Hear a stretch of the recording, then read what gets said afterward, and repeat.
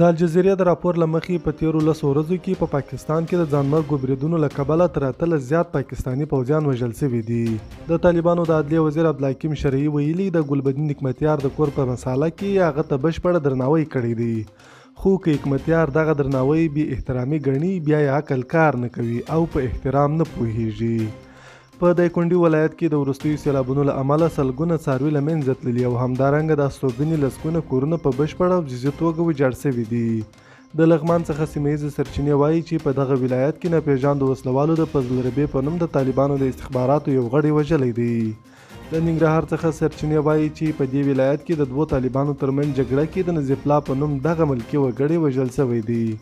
د پنجشیر ولایت څخه سرچینې وایي چې د طالبانو استخباراتي ځواکونو دغه 3 تنه چې سید جعفر، نعیم او صمیم نومیږي 4 ورځې وړاندې له خانجه ولسوالۍ څخه نیولي او یو نامعلوم ځای ته یې لیږدولي دي.